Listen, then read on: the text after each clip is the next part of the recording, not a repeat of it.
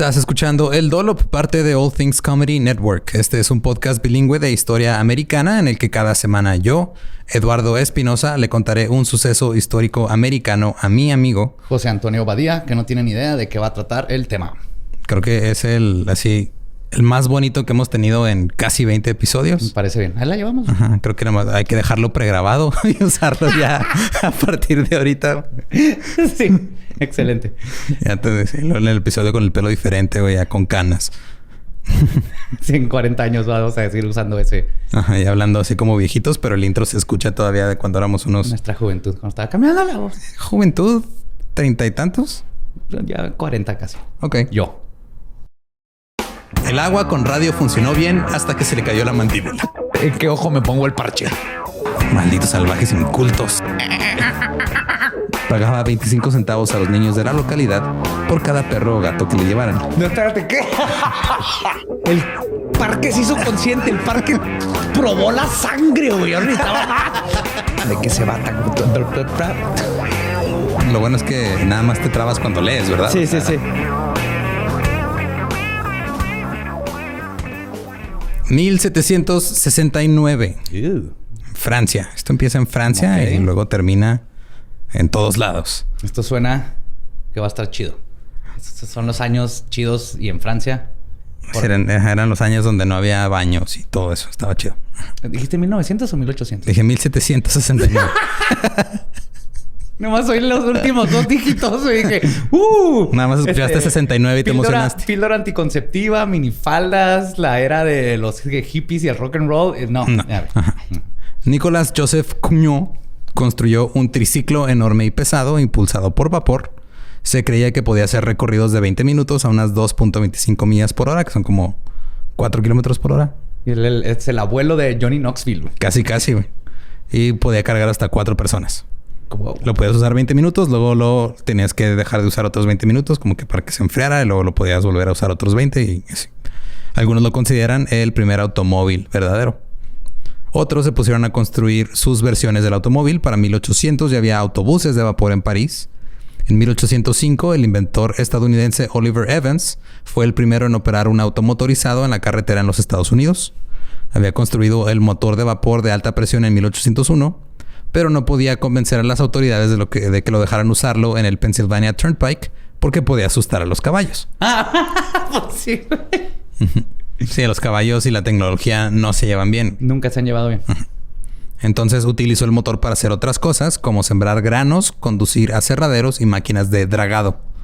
Ok. El dragado es el que saca lodo, ¿no? Y así. Sí, es el que limpia ríos y todo. Ajá. Sí, no es el que te hace drag. Esa no es una máquina. Esa no es una máquina. Ese es un talento nato. Sí, está muy cabrón. Luego, en junio de 1805, terminó una chalana con motor de vapor y la llamó Oructor Amphibolus. Las chalanas son así como balsas. Ok. Medía 9 metros de largo y 3.5 de ancho. Le puso llantas y fue el primer vehículo anfibio, güey. Funcionaba en tierra y en agua. Estamos hablando de hace 215 años. Güey, ¿por qué salió de moda ese tipo de vehículo? Probablemente porque era peligroso. Y es más peligroso caerte en el agua si tu vehículo no flota. Y también porque todavía no descubrían la gasolina. Sí, buen punto. Uh-huh. Este fue el primer vehículo de carretera con motor en los Estados Unidos y lo manejó por las calles de Filadelfia.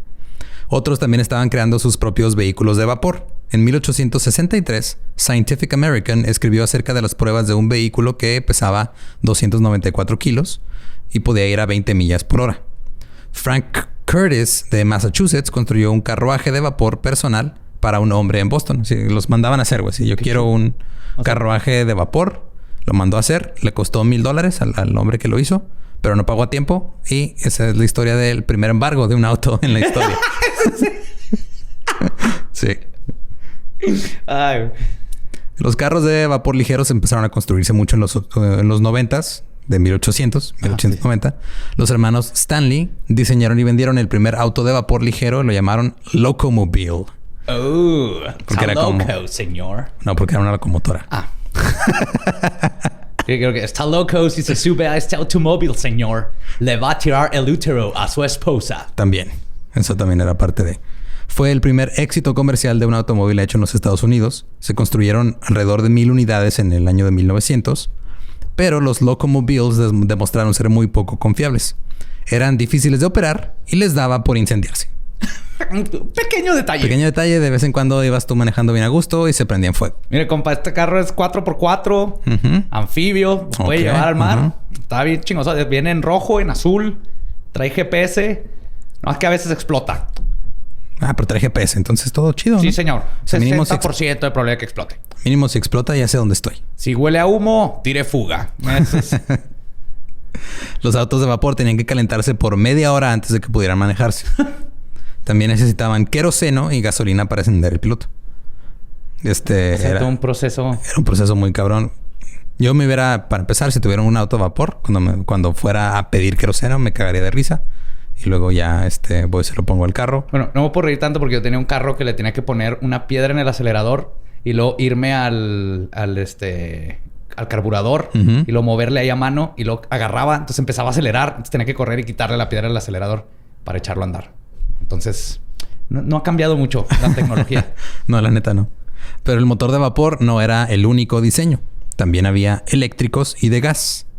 Había muchos empresarios en los Estados Unidos construyendo autos. Para 1898 se calcula que había alrededor de 100 compañías que habían sido creadas para construir y vender autos.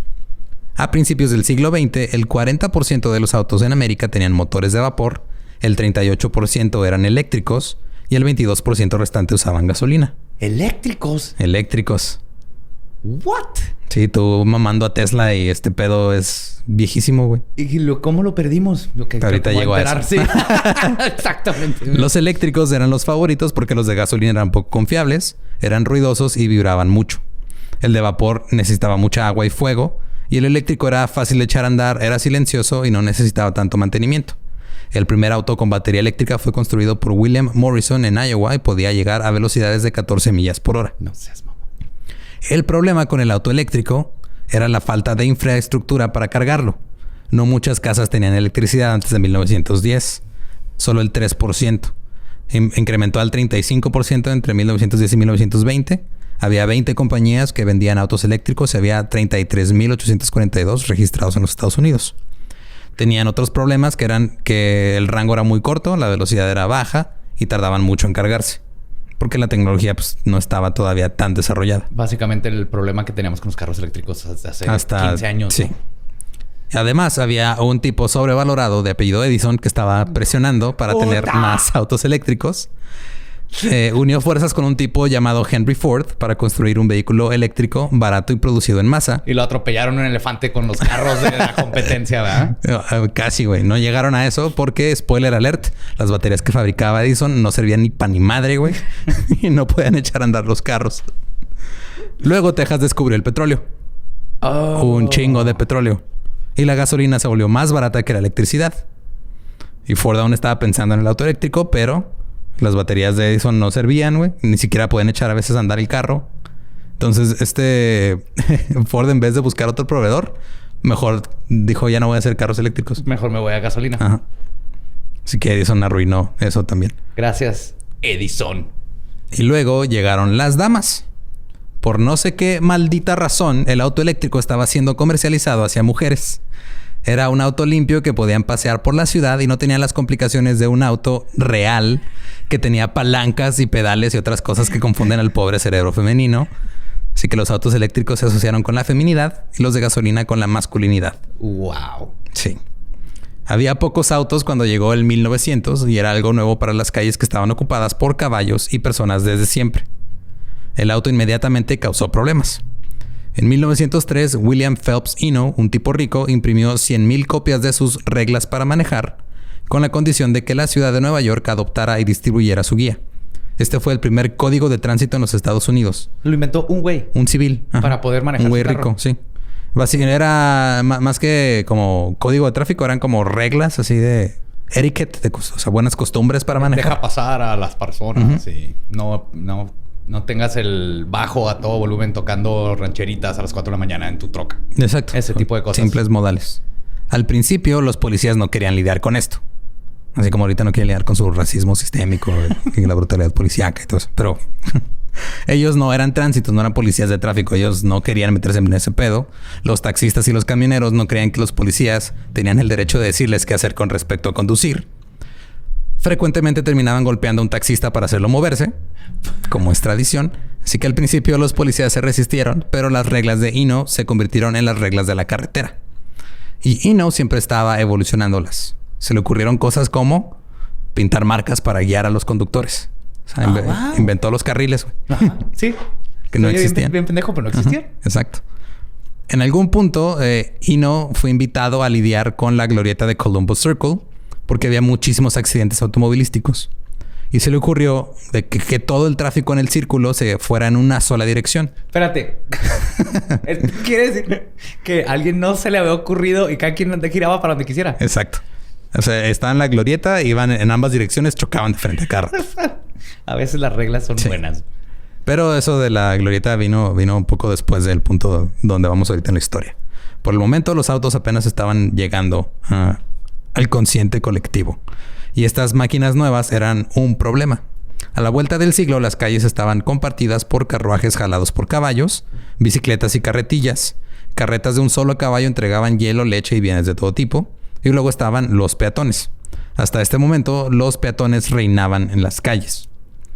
Cito, las calles estaban absolutamente negras con gente. O sea, si tú veías como una vista aérea de una calle, se veía así repleta... Como hormigas así. Exacto. Ajá. Las personas cruzaban las calles por donde se les diera la gana o caminaban sobre la mitad de la calle, así en medio... Como México. Ajá, como, o sea, no usaban banquetas. De hecho, en muchos lugares no existían banquetas. Paraban a comprar comida de cualquier vendedor a media calle, se detenían a platicar con amigos donde querían, no tenían que preocuparse de nada. Cito, caminaban hacia la calle echando poco más que una mirada a su alrededor, a cualquier lugar y en cualquier ángulo. Los niños de 10, 12 o 14 años vendían periódicos, entregaban telegramas y realizaban mandados a media calle. No había parques en estas épocas, no había parques infantiles. No, el parque era la calle. Ajá. Las calles eran consideradas el mejor lugar para los niños. De cierta forma lo eran. Y es que antes no te preocupabas. Tú caminabas, el caballo se iba a parar. Era una comunicación interespecie. Y de hecho, no solo había gente, había un chingo de caballos. En Nueva York había entre 150,000 y 175,000 caballos. Chicago tenía 83,330. Detroit tenía 12,000 y Columbus tenía 5,000. Y tantos caballos significaban un chingo de mierda por todos lados. Me imagino. También había cerdos, ovejas y ganado caminando en la calle libremente. Y los cerdos normalmente vagaban por la ciudad de Nueva York en rebaños. Creo que comandos policíacos le dicen ahora, ¿no? En ese tiempo todos convivían en libertad. Sí, todo chido. Eras un cerdo comprando leche. Los gansos estaban haciendo, vendiendo cocaína ahí en la esquina. Las ardillas andaban huyendo de los granjeros. Todo chido. Con los autos apareciendo en 1890 había que tener un poco de cuidado, pero eran tan escasos que no había mucho de qué preocuparse e incluso era noticia cuando aparecían. En 1896 el primer vehículo de gasolina fue conducido en las calles de Detroit. Se estaba moviendo a 20 millas por hora. Que son 32 kilómetros por hora, más o menos. En los periódicos de ese tiempo dijeron que iba, cito, desgarrando la calle a un ritmo vivo, esquivando personas y cosas. Que digo, ya para la gente que no está familiarizada con la historia de Detroit, Detroit eventualmente se convertiría en Motor City porque ahí estaban todas las compañías de autos, todos los fabricantes americanos. Y luego se fue a la chingada con la recesión de del 2008 fue. Cuando... No estoy seguro de 2008, pero sí fue en esas fechas. Sí, fue durante el primer término de Obama como presidente. Ajá. Que fue, o sea, que explotó todo el pedo del mercado de bienes raíces y se llevó entre las patas a los autos. Y Detroit apenas se está recuperando casi apenitas. 12 años después y todavía están batallando un chingo porque todas esas compañías perdieron un chingo de gente. Pero ahorita estamos en los 1900. Había más carros cada vez, pero eran hechos a mano, güey. La gente los pedía, así iban con una compañía y los mandaban a hacer. No había producción en masa todavía. Sus dueños eran gente rica. Era un lujo. De hecho, eran considerados peligrosos por las masas y les llamaban autos de placer porque se les veía como nosotros vemos a los yates ahorita, güey, como un lujo innecesario. Ya, era algo que tenerlo. Ese güey de seguro vive en una privada y y tiene sirvientes. Justo así era. En 1902, el auto número 1 en ventas era el Oldsmobile. Vendieron 2,750 en ese año. Entre 1904 y 1908 había 241 fábricas de autos en Estados Unidos. Una era la Ford Motor Company, que empezó a funcionar en junio de 1903. Ford construyó 8 tipos de autos diferentes antes de diseñar el modelo T en el 1908. El modelo T era barato y era hecho para las masas porque ya era cuando entró la revolucionaria producción masiva, las líneas de producción que ya podían sacarlos para que todo el mundo tuviera su carrito. Sí, que ya tuvieran en existencia, que no fueran mandados a pedir. O sea, yo los voy construyendo, luego ya tengo un equipo de ventas afuera. Funcionaba con gasolina, no con baterías eléctricas culeras de Edison. Y todo cambió con el modelo T porque era económico. Ahora la clase media podía comprar uno con facilidad. Y era rápido porque alcanzaba velocidades de hasta 45 millas por hora, que son como 60 kilómetros por hora. Está bien, eso es un buen galopeo. La mayoría de los autos eran vendidos en las ciudades, que es donde las personas caminaban en la calle. En 1908, en Detroit, durante solo 2 meses en el verano, 31 personas murieron en accidentes automovilísticos. Muchos otros salieron lastimados, pero esas estadísticas no se guardaban. Entonces no sabemos cuántos. Como los autos eran nuevos, no había señalamientos de alto, no había señalamientos de nada, no había semáforos, no había luces, no había policías de tránsito, no había carriles, no había alumbrado público, no había ni siquiera luces de freno en los carros, no existía el concepto de límite de velocidad. Los conductores no tenían que tramitar una licencia, no había cursos de manejo. El güey que te vendía el carro, el que te enseñaba a manejar. Compa, aquí prende. Ese pedal hace que se vaya rápido. El de al lado hace que se vaya despacio. Es todo lo que necesitas saber. Vámonos. El que sigue. Y también había cursos en las organizaciones como el YMCA. Tenían sus cursos de manejo para la gente. Las personas no entendían el concepto de la velocidad y dar una vuelta. O sea, daban las vueltas sin desacelerar. Los autos se derrapaban constantemente por la carretera o hacían la asada llamada tortuga volteada. O turn turtle o tortuguearse, que era terminar llantas arriba. Ahora, yo no soy mecánico, pero creo que eso no está bien. No, creo que la gravedad es mala para un automóvil al revés. Ok. Algo les pasa, ¿no? O sea, como que ya no avanzan. No avanzan y no se pueden voltear solitos como las tortugas. ¿No? Es un error de diseño de los automóviles desde que los hicieron. Sí, no se pueden voltear, O sea, no pueden voltearse como las tortugas ni como rockstars borrachos. La Detroit Free Press citó: un automóvil con una pareja recién casada, varios invitados de la boda, 3 niños y muchas botellas de licor dio la vuelta en la esquina de la Bell Avenue hacia Woodward la tarde del domingo e hizo una tortuga volteada a 40 millas por hora. 10 salieron lastimados. Tomar y manejar era legal. Porque es lo que yo estaba pensando. Todavía no hacían una conexión entre que podría ser peligroso. ¿Crees que creo que en esos tiempos nada era ilegal tomando? ¿Sí me entiendes? Podías tomar y arrestar a alguien siendo policía. Podías estar tomando mientras firmabas leyes. Podías tomar y arreglar una fuga de gas. Podías tomar mientras tomabas. Todo era mejor con alcohol. Sí, exactamente. Pronto se imprimió un boletín para conductores llamado Sportsmanlike Driving o conducción caballerosa para explicar los conceptos de la velocidad y la fuerza centrífuga para evitar el tortugueo. La sociedad no estaba preparada para la explosión en ventas de los autos. Para 1909 había 200,000 autos en todo el país. Los políticos, la policía y los jueces discutían cómo lidiar con el problema. Nadie había tenido que lidiar con el concepto de los derechos de la carretera y de quién era culpable en un accidente.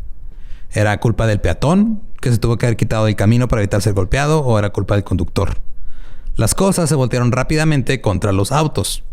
La opinión del público era que siempre tenía la culpa el conductor. Pues las calles eran la gente. Sí, las calles eran de la gente y llega esta máquina a apoderarse de lo que es tuyo y pues ya no puedes... Sí, te tienen que defender la ley. Pero a mí lo que me preocupa es que ninguno de estos están platicando sobre los pobres caballos. ¿Qué pasó con miles y miles de caballos, Eduardo? De hecho, llegaremos a eso eventualmente. La mayoría veía el automóvil como algo malvado. Había editoriales y argumentos de la corte. The Georgia Court of Appeals escribió en un juicio: si todos los automóviles deben clasificarse como animales feroces y la ley relativa al deber de los propietarios de tales animales debe aplicarse. Básicamente su lógica fue: es como si un güey anda arriba de un oso en la calle. Y si el oso va y se traga un niño, es culpa del güey. El güey que anda en el oso. Ajá. No del niño. Por más sabroso que se veía para el oso. Sin embargo, no deben clasificarse como perros malos, toros feroces, mulas malvadas y demás, porque aparentemente había una clasificación legal para cada animal ¿Mula feroz. Mulas malvadas. O sea, mulas bien mulas. Ajá. Ay, güey. Yo me hubiera gustado haber sido el que clasificó estos animales iracundos. Es una mula malvada. Es un mapache malcriado. Es una víbora virulenta. Todos como nombres de superhéroes de Stan Lee, güey. Con la misma letra empieza el nombre y la descripción. Como Peter Parker y... Tienes que, güey. Pero había un grupo más pequeño de personas con la visión de que el automóvil podría llevar a una vida mejor. Diarios populares como Harper's Weekly y Scientific American publicaron artículos ensalzando el automóvil y hablando mierda sobre el caballo. O sea, el caballo, ¿qué culpa tiene? Pero pues, caballo. Yo regresaría a la vida. La vida sería mejor fuera de la caca, pero ya tenemos tecnología. Si tienes caballo, está bien bonito. Vas más lento, a gusto. Ahí puedes tomar y manejar porque el caballo es el que está manejando, güey. No se puede decir, es ilegal, güey. Pero si te quedas dormido en el caballo va en el carril. Hace poco, te está hablando de los últimos 5 años, hubo una nota de un güey que andaba en un rancho, pedo, se subió en el caballo y el caballo lo llevó a su casa, pero lo paró la policía y lo arrestaron por estar pedo en un caballo. Todos modos aplica. Sin orden de cateo, eso está mal. La policía está cruzando líneas. Algunos dijeron que el caballo no era rentable, era demasiado costoso para comprar y mantener. Otros dijeron que el automóvil se movía más veloz que el caballo, lo que evitaría que se hicieran atascos en el tráfico. Cito: todo es una cuestión de dólares y centavos. Esta proposición de gasolina o avena. El automóvil ya no es clasificado como un lujo, es reconocido como uno de los grandes ahorradores de tiempo en el mundo. Aparte, los caballos cagaban un chingo. Eso sí es un problema. En Milwaukee, en 1907, había 350,000 personas y 12,500 caballos, lo cual equivale a 133 toneladas de estiércol al día. En Rochester, Nueva York, había tantos caballos que en un año producían suficiente estiércol para hacer una montaña de 50 metros de altura que cubre casi media hectárea de superficie. Es un chingo de pop. Son 4,000 metros cuadrados, güey, de... Esa es mucha mierda. 50 metros de altura de mierda. Mucha mierda. Esa es la frase. La frase mucha mierda, que se supone que viene de eso, ¿no? De que llegaban los caballos afuera del teatro, se cagaban un chingo y eso quiere decir que tu obra era un éxito. Porque fue mucha mierda. Ajá. No sé por qué lo medían así o sea, porque medían muchos torres aplausos, de... no. O teatro, porque... gente de teatro. Pero bueno. A diferencia de objetos inanimados como los autos, los caballos se mueren. No, eso sí es bien triste. Los caballos de ciudad tienen un promedio de vida muy corto. Apenas 2 años. Es que el crack está cabrón, Eduardo. En la ciudad hay pandillas. Se meten en pandillas de caballos y se meten en problemas. Terminan en las drogas. Y luego... ¿Que no es la heroína? ¿Le dicen horse? Sí. Sí, ¿verdad? Sí. ¿Ves? Sí, la heroína... Por eso la vida de un caballo de ciudad es difícil. Las calles estaban pavimentadas, algunas estaban empedradas. Entonces los caballos se tropezaban, se caían. Si se les rompió una pata, se les disparaba ahí mismo y ahí los dejaban, güey. Ahí los dejaban. Los dejaban tirados en la calle. En Chicago, en 1912, se quitaron 10,000 cadáveres de caballos de la calle. Oh, my God. Y aquí me vas a decir que es donde se fundó McDonald's. No, pero Arby's tal vez.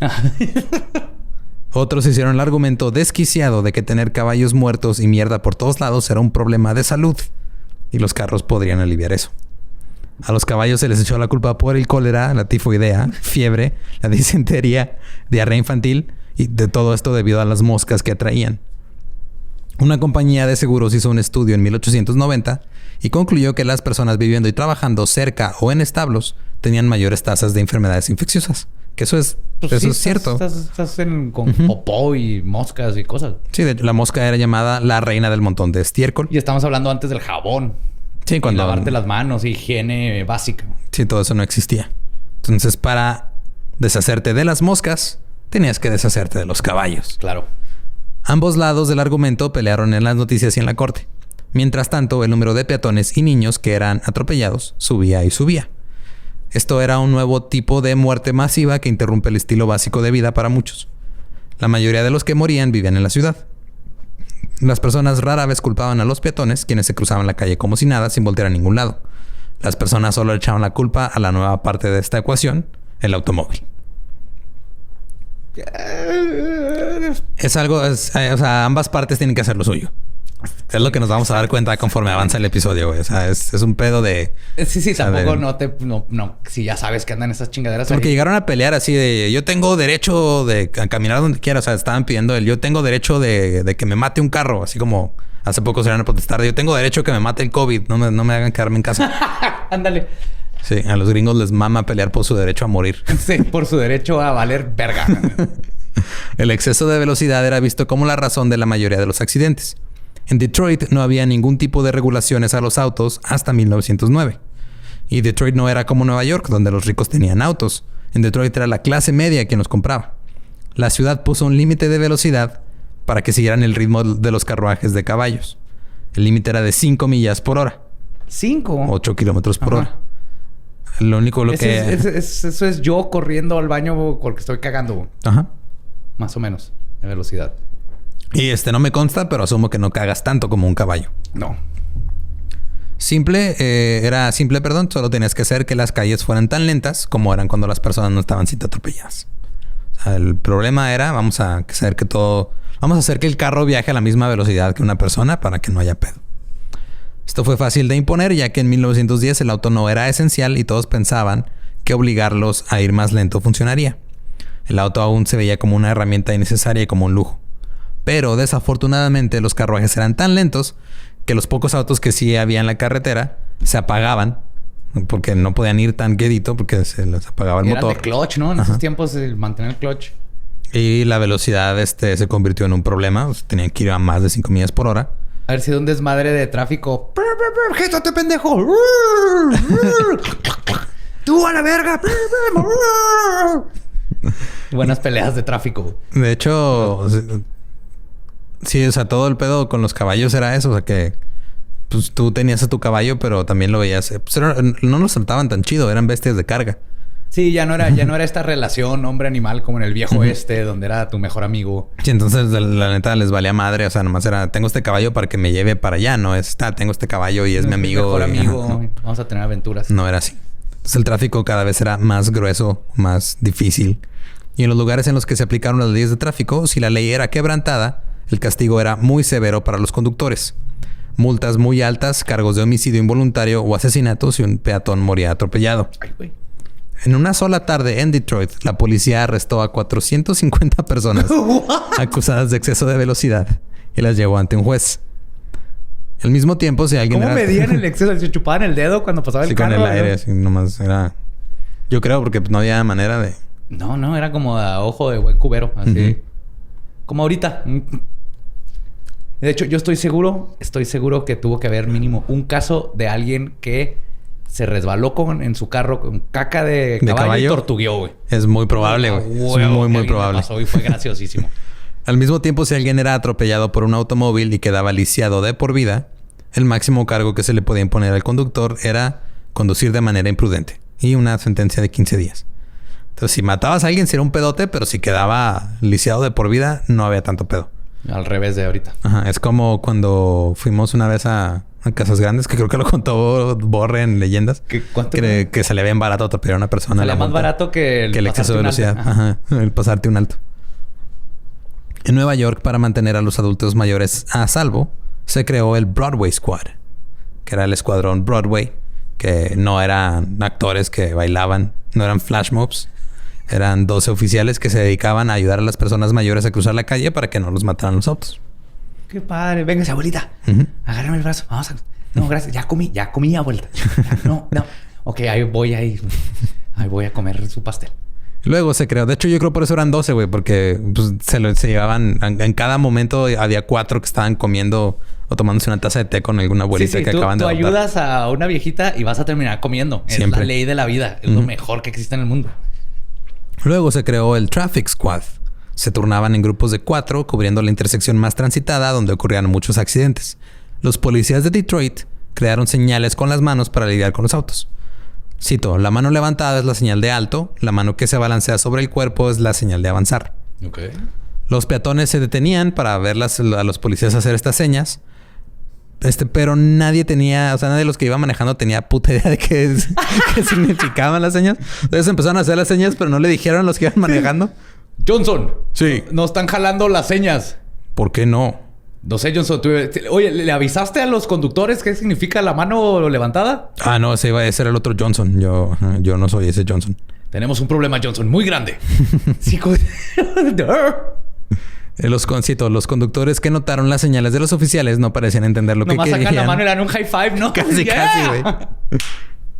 Y se pasaban de largo, lo que hacía necesario que el oficial de tránsito corriera detrás de ellos y les explicara el significado de la señal. Y los oficiales tuvieron que mostrar paciencia considerable. Te tenías que ir atrás de... te estoy diciendo que te pares. Cuando te hago así es que te pares. En 1913, el New York Times publicó... Ay, güey. Me mató el eructo. Publicó un sutil artículo titulado "La cosecha de la muerte del automóvil se duplicó en 3 años". Ay, güey. Según el artículo, la Sociedad Nacional de Protección de Carreteras de Nueva York y Nueva Jersey comenzó a mantener registros de automóviles en 1910. El 95% de las muertes fueron peatones atropellados en las calles. Hubo un aumento en las muertes durante los meses de verano, cuando las personas salían más de sus casas y los niños tenían más probabilidad de estar jugando en la calle que estar en la escuela. Estás haciendo el fucho, güey. ¡Carro, carro, carro! Quitas las porterías. Uh-huh. Pero acá todavía no había ni palabra para carro ni para portería, güey. No. Nada más pasaba el otro güey. Sí, en lo que describías lo que era es... La madre esa grande que se mueve como si tuviera caballos, pero no trae... Ya lo habían matado, güey. Era demasiado largo. Ah, sí. Las muertes por carretas y tranvía disminuyeron, mientras que las muertes por autos pasaron de 112 en 1910 a 221 en 1912. El 41% de los muertos eran niños, muchos otros eran ancianos. Los dos grupos eran la mayor parte de los afectados, como siempre. Los más vulnerables. Los más vulnerables, niños y ancianos. Los que más juegan fútbol en la calle. Sí. En mayo de 1910, un abogado de Brooklyn fue arrestado por atropellar a un adolescente de 16 años. Ya salió, el adolescente estaba bien. El abogado le dijo, te llevo a tu casa. Llegó el policía, lo arrestó y dijo, no, todo bien, ok, va, ya te puedes ir. Cuando iba llevando al adolescente que atropelló a su casa, atropelló a una niña de 6 años. ¡Oh, chingados! Súbete, morra. Otro niño. Es así, no la pudo subir para llevarla a su casa porque la mató. Oh, my. Y ahora sí fue arrestado por homicidio. Y no hay forma de saber si va sobrio, ¿verdad? No, pero imagínate al policía así de, güey, cabrón, te acabo de dejar ir. ¡Whoopsie! Sí, o sea, te dejé ir con una advertencia. La advertencia claramente fue, ya no atropelles a nadie. Vas a terminar matando a alguien. Impresionante. Y no se trataba solo de autos que golpeaban a personas o caballos o lo que sea que estuviera cerca. Los accidentes también ocurrían porque los automóviles asustaban a los caballos que se desbocaban y empezaban a patear y a pisotear gente. Es que, o sea, nunca te pones a pensar la consecuencia de meter... O las consecuencias de meter un cambio tan grande a la sociedad tan de repente. De golpe, exactamente. Porque nadie se lo imagina. Porque obviamente nadie había tenido autos antes así con motor ni nada. No hay forma de planear. Es como estoy seguro que pasó un desmadre la primera vez que introdujeron un chingo de armas para todo el mundo, güey. O sea, disparado por todos lados. De repente se le caía y se sacaban los ojos. Sí, o es como cuando lanzas TikTok a las masas, güey. También se hace un cagadero. Nadie sabe qué está pasando. Todo el mundo se espanta, güey. Sí. Y los adultos hacen el ridículo. Ajá. Y luego ya no lo bajas cuando compras un celular nuevo. Ajá. Así es. El impulso para construir parques infantiles fue visto como una respuesta a todas las muertes de niños en la calle. Eso y el hacer que los autos conducieran más despacio. En Nueva York, sí, pues es que es lo que querían. O sea, querían que anduvieran quedito, güey, a 5 o 10 millas por hora máximo para evitar matar a la gente. En Nueva York, muchos de los conductores eran choferes pagados, porque la gran mayoría de la gente que tenía carros era gente de dinero, entonces le pagaban a su chofer. Un artículo en el New York Tribune dijo que había una ola creciente de ira contra los choferes. El artículo continuó diciendo que conducir realmente hacía que la gente quisiera chocar contra cosas. Y cito, algunos conductores de automóviles disfrutan de su trabajo mortal. Sí, eso es lo que están buscando, güey. Quieren embarrarse con cosas. Sí, tú si tienes un carro es porque quieres matar a alguien. Sí, definitivamente. Tú ves una pared y es de... No, es como se vería mi carro emparrado con esa pared. Vamos a probarlo. Los choferes que se quedaban en la escena de un accidente eran considerados una rareza. Siempre huían. Güey, ¿qué te dices? Güey, a ver, traigan a los 5 güeyes que tienen carro. ¿Dónde está tu carro, cabrón? Yo sé dónde está. Está arriba de esa niña. ¿Dónde está tu puto chofer? No sé qué es tan difícil encontrar, dar con el chofer, güey. Mira, si hay dinero involucrado, se complican las cosas. Sí. En este punto, los conductores no tenían que demostrar ninguna habilidad para obtener una licencia. Nada más tenían que pagar $2. Tenías que saber, ¿estás arriba o no del automóvil? Estoy arriba. ¡Perfecto! En 1914, el departamento... creí que me ha saltado un párrafo. En 1914, el Departamento de Policía de Cleveland instaló el primer semáforo permanente de control de tráfico con luz roja y verde en la esquina de las calles 105 y Euclid Avenue. Y ahora sí le avisaron a la gente. También era... Pues lo pusieron y a ver qué pedo. Era una calle de 4... una intersección. Una intersección de 4. Pero el semáforo solo se veía en 2 de las 4 direcciones. Y en las otras 2 estaba un policía haciendo señas. Okay. Nadie pensaba que los conductores o los peatones obedecerían la señal si no había un policía ahí. Este primer semáforo funcionó tan mal que los conductores lo ignoraban a menos de que un policía estuviera parado ahí. Lo cual... Estás describiendo México ahorita, güey. Anula el propósito. Yo me acuerdo todavía cuando me iba en verano allá a quedarme en casa de mis tíos en México. Una vez que íbamos al aeropuerto, creo, dejar a mi papá. Ajá. Y mi tío iba manejando y era de madrugada. Entonces, en vez de tomar el alto, él hacía la bonita cortesía de pitar antes de llegar al alto. Ajá. O sea, como para avisar de me lo voy a pasar. Chingas a tu madre si te atraviesas. Porque era de madrugada y no había tanta gente. Y nomás, o sea, aparte de que eran como las 5 de la mañana, gente todavía dormida. Y estaba pitando, quebrantando la ley. Está despertando a medio vecindario. Es como una vez que fui a Torreón, no sé si siga, pero en el letrero el nombre de las calles me explicaron unos primos que están viviendo ahí. Tienen, como en la orilla tenían rojo o verde, una rayita. Entonces, si es rojo, quiere decir que tú tenías el paso. Que si es verde, tú tenías el paso. Si es rojo, era alto. Se les ocurrió cambiar toda la señaléctica de cientos de años y universal y poner así que... ¿Saben qué está más padre si está así? Si no conoces, vas y te partes la madre. Pero es un alto que tienes que ver ahí en el nombre de la calle. No sé si todavía siga, pero... Ese es el tipo de cosas que causan. Sí, no sé. La gente... si hay gente que nos escucha en Torreón, pásenos el dato. Sí. A ver si y díganos si todavía huele a leche bien cerquita de la fábrica de Lala. Porque sí huele a leche con mezclilla. Huele raro. Ajá. En 1914 también el sargento de policía de Detroit, Harry Jackson, tomó una señal cuadrada, le cortó las esquinas y creó el octágono. Lo pintó de rojo e inventó el alto. Damn, lo que en Torreón se pasaron por los huevos. Y no a todos les gustó, como a Torreón. Los grupos de vecinos a menudo luchaban contra la instalación de estas señales de alto. Pensaban que las señales no eran amigables para los peatones porque hacía que nunca tuvieran el derecho de paso al cruzar una calle. ¡Pare! Sí. Es que no me quiero parar, oficial. Yo vengo caminando y pues dice alto y me paro. Pues si no hay un auto, ¿puede usted pasar? No, pero ahí dice. Pero... Es un octágono, ¿lo está viendo? Los octágonos no tienen poder de autoridad. El octágono es la verdad. Si fuera un heptágono, estaríamos hablando de otra cosa.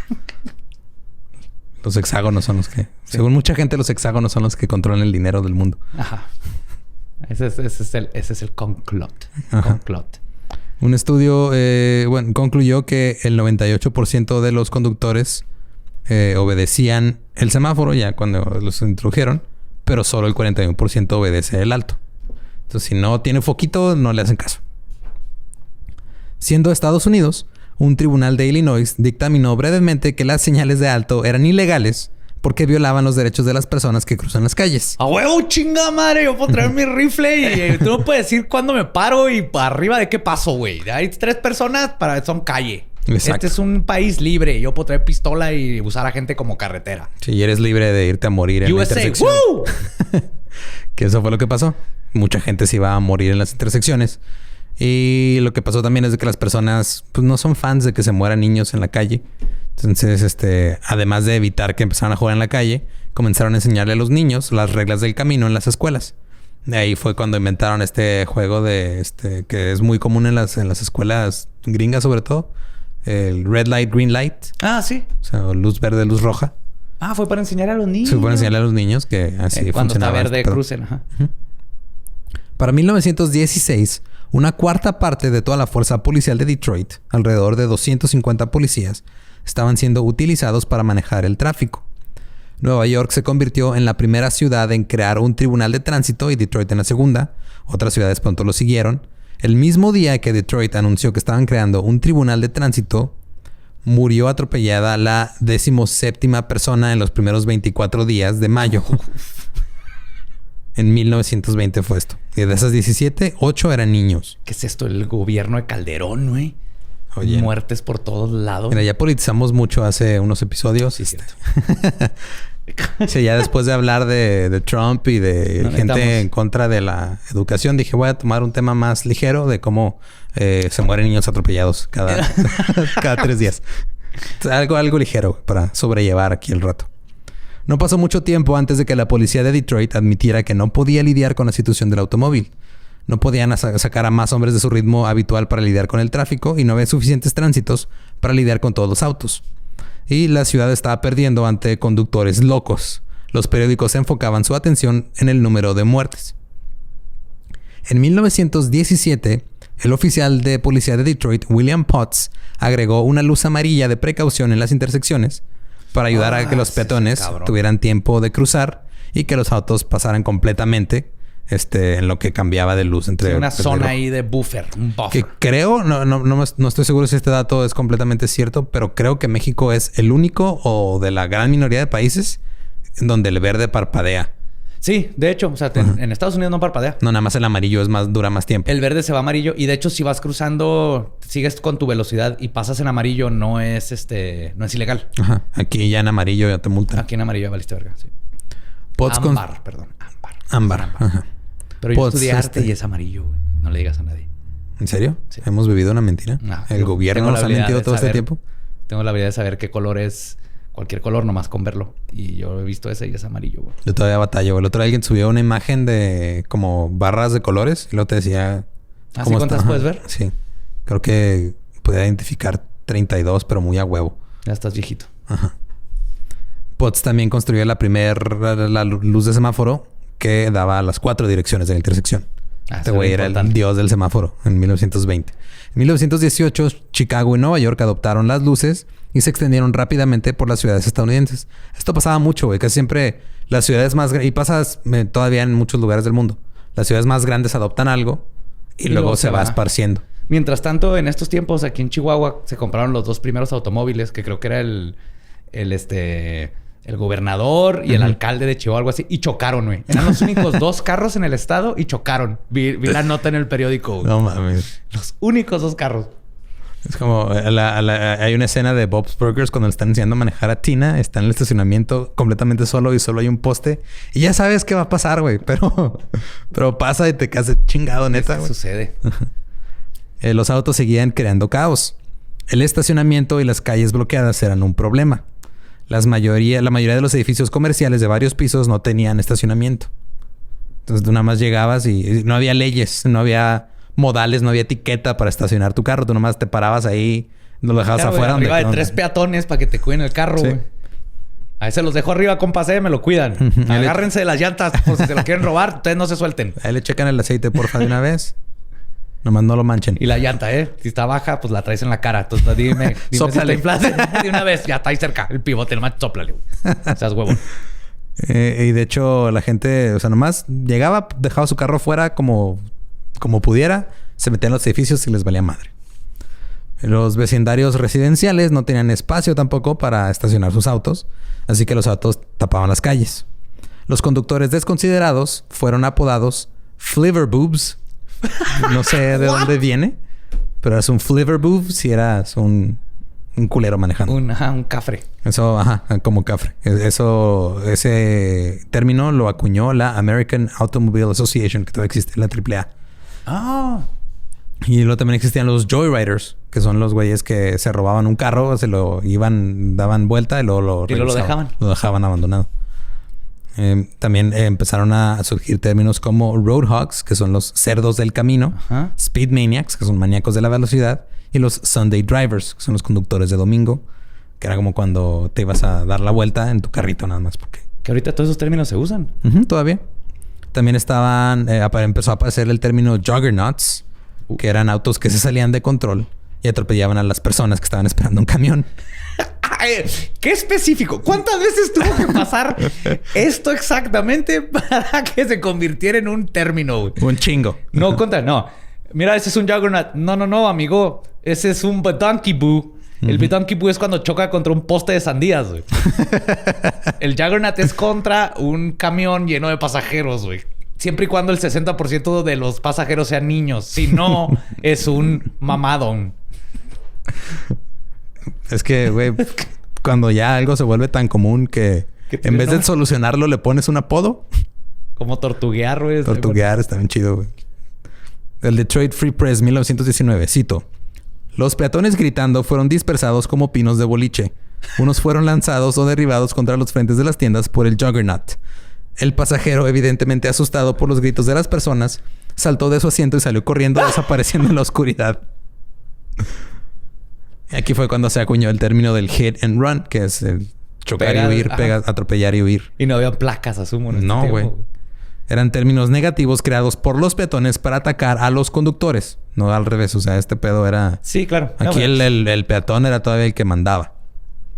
Y estos empujaban la narrativa de que las calles eran para las personas a pie y no para los autos. Un juez de Filadelfia instruyó a los conductores en su corte. Cito. Pronto no habrá derechos para los niños en las calles. Se debe hacer algo para terminar esta amenaza a los peatones y a los niños en particular.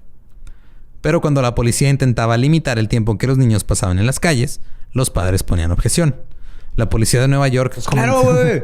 ¿Dónde chingado va a aprender mi hijo de sexualidad si no es en la calle? ¿No le puede enseñar usted en la casa? ¡Asco! ¿Cómo le va a hablar de sexo a mi hijo? No se diga babosadas, cabrón. Okay, para eso está la calle. Lo veo en misa, vecino. Amén. La policía de Nueva York comenzó a arrestar a los niños. Pero abandonaron esa práctica al poco tiempo porque, cito, asustaba y avergonzaba a los niños y hacía encabronar a los padres. Un padre de St. Louis escribió: los niños deben jugar en sectores residenciales exclusivos. Es difícil mantener a los niños fuera de la calle. En otras secciones más concurridas es prácticamente imposible. En el verano de 1919, un titular del Des Moines News escribió, cito, se les ordena a los niños fuera de las calles. El jefe de seguridad pública de la ciudad dijo, cito, los niños de edad suficiente para salir a sus propios patios deberían ir a un parque, campo atlético o lote baldío para jugar. Si son demasiado jóvenes para ir a esos lugares, son demasiado jóvenes para salir de casa. Wow. Sí, ¿verdad? Los niños andaban haciendo su desmadre en la calle sin supervisión. Como antes se llamaban como los 80s. Como... Ajá. O sea, gracias a esos niños que andan haciendo su desmadre, güey, lograron matar a pinche Pennywise, güey. Exacto. Si los hubieran metido a su casa, ese payaso seguiría matando gente en Derry. De hecho, si hubiera llegado antes Pennywise a Derry, lo hubieran atropellado. Todo hubiera sido más fácil. Hubiera sido una novela súper corta, ¿no? De casi 1000 páginas. Sí. Y entonces cargaron al payaso. Fin. Y el payaso sintió por fin lo que se sentía que lo cargaran a él. Fin. Stephen King. Me fui por un pedo imaginándome así como The Watchmen, así de Who Watches the Watchmen. Es quien carga al payaso. ¿Y quién carga al payaso? Era mucho más fácil para lugares como Des Moines que para lugares como Nueva York, porque eran más pequeños, había menos gente y menos autos. La mayoría de los niños en Nueva York no tenían un patio o un parque o un lote donde jugar, porque pues eran un chingo de edificios de departamentos y no había espacio, güey. Las calles estaban bastante llenas y a los niños generalmente no se les permitía entrar a los parques como Central Park.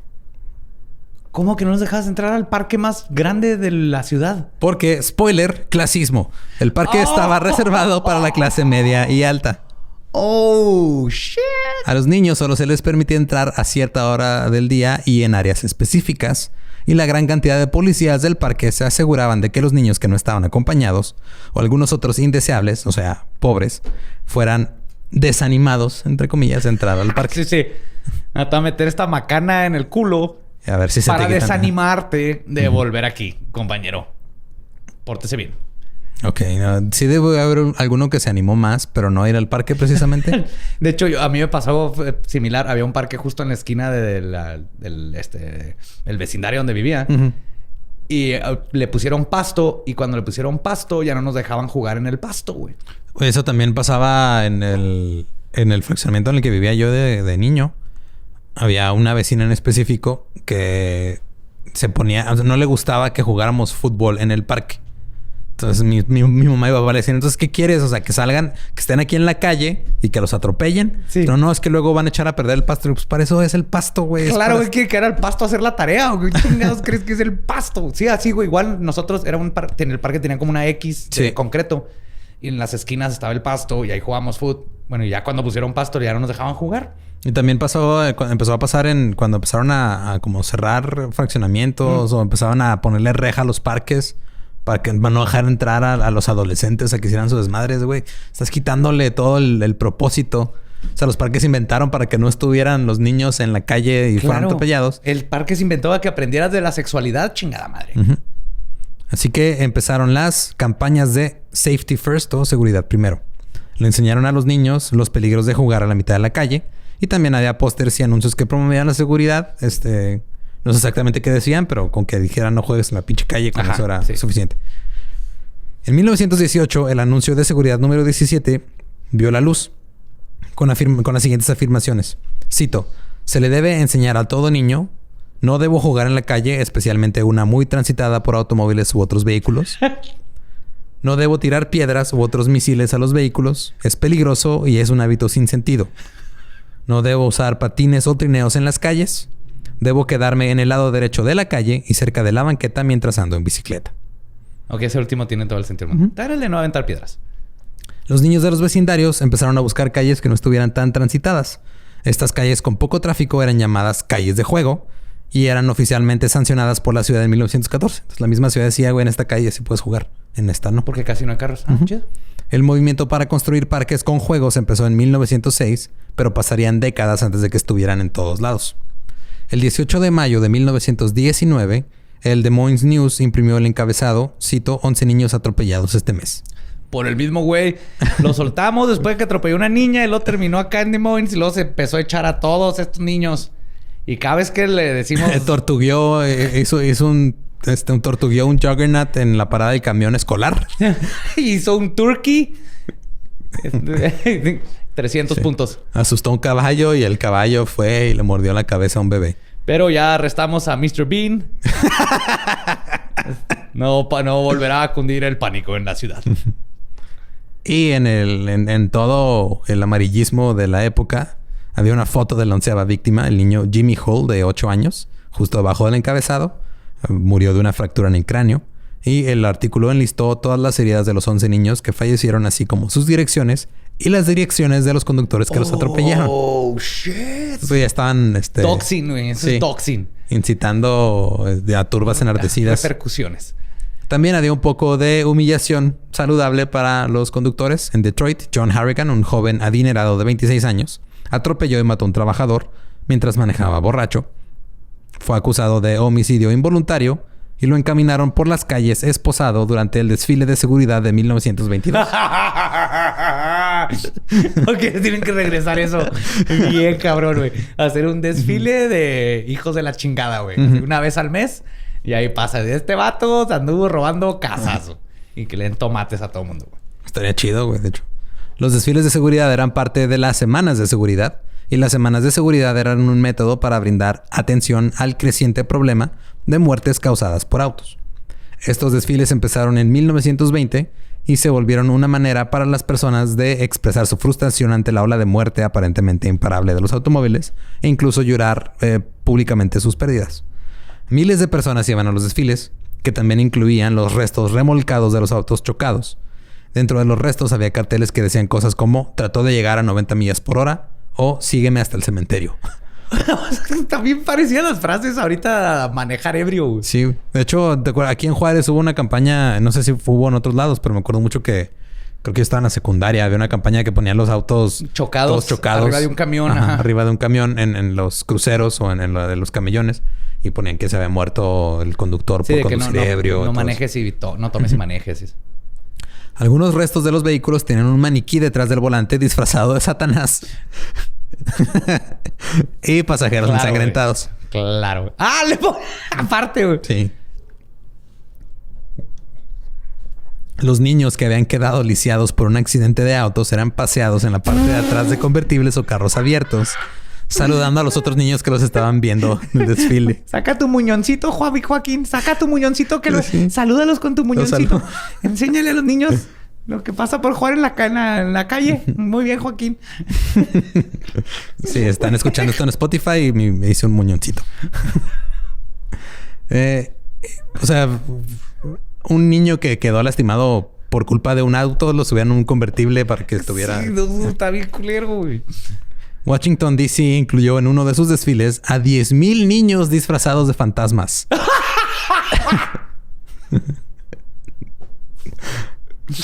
Para atraer la atención, el nuevo problema en Estados Unidos, los poltergeists. Gente, yo sé que están preocupando porque están matando a sus niños en las calles, pero hay un terror invisible, se llama el poltergeist. Y se está robando el azúcar de las casas. Y detrás de los niños que representaban a cada muerte del año, estaban las madres afligidas de los niños que murieron. O sea, la parte de hacer eran las mamás de veras. Sí, o sea, los 10,000 niños iban ahí representando a los que habían muerto y atrás iban las señoras llorando sus pérdidas, güey. ¿Cómo mames?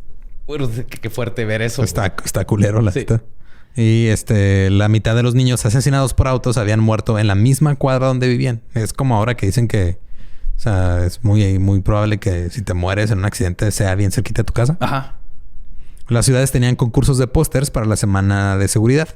Cuando Milwaukee tuvo su concurso, los ciudadanos enviaron diseños horribles de las víctimas de accidentes de autos. Una era una ardilla atropellando a niños, güey. ¡Ah! Dentro de un Forti, güey.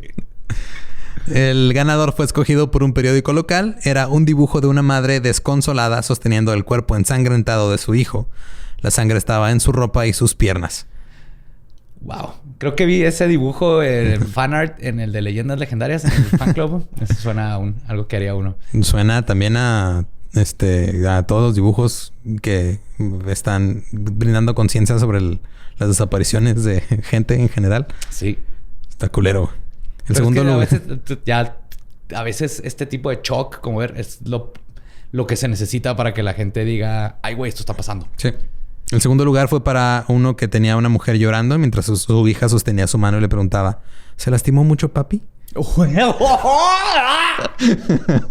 ¡Güey!